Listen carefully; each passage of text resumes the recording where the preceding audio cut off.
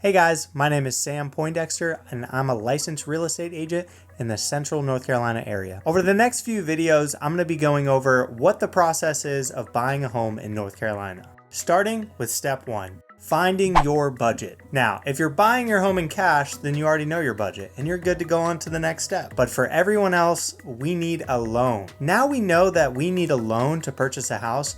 Where do we go for this loan? Now, it doesn't really matter what your situation is. If you're getting a new loan, then you need to talk to a lender. Now, many of us local agents will have plenty of lenders that we've used in the past that we can recommend to you. So feel free to ask about our local lenders, or you can check in with the bank that you already bank with. Either way, you just need to make sure you get in the door and talk to a lender about getting a pre-approval. Now, when it comes to the steps, there's two types of pre-approvals. There's a pre-qualification, and then there's a full pre-approval. It's always a good idea to get at least one of these before you ever step foot in a house. The easiest of these to get is a pre-qualification letter. Now, a pre-qualification, the lender is going to take information that you give them and they're going to determine what your budget is. The main difference between a pre-qualification and a pre-approval is a pre-approval, the lender is going to make you verify the numbers that you have given them. Now, this step is very important because there are so many factors that can change your budget when buying a house. For instance, if interest rates change even just a little bit, that can affect your buying power a lot. The reason it's so important to get a pre-approval before you go see any houses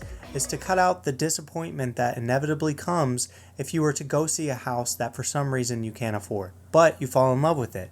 Then going forward, every house that you see that may be in your budget won't ever compare to that dream house that you saw to begin with. Now, we don't want that to happen, so let's just go knock out the pre-approval, find out what your actual budget is, and start from there. Not getting a pre-approval can also lead to you potentially losing money. Now, in North Carolina, we have non-refundable deposits on homes, also known as due diligence, which I'll get into in another video. But we have these non-refundable deposits that you give right to the seller at contract, that for any reason, if you have to back out in the future, the seller gets to keep those funds. So let's say, for instance, you go into a contract without getting a full pre-approval done. You think you can afford it. You're pretty sure you can afford it. You got a pre-qualification. You think your numbers are accurate.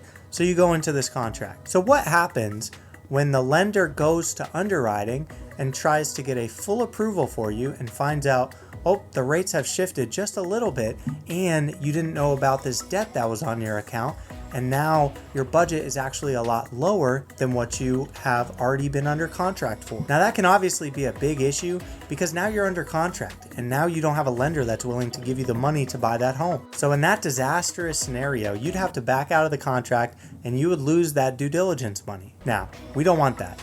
So let's just go get a pre-approval before we see any houses. All right, I hope this video helps you understand the importance of getting a pre-approval or at least a pre-qualification before ever seeing any houses in person. And now that we got that out of the way, we can move on to the next step, which is actually seeing houses and making offers. And I'll be talking about that whole process in depth in my next video.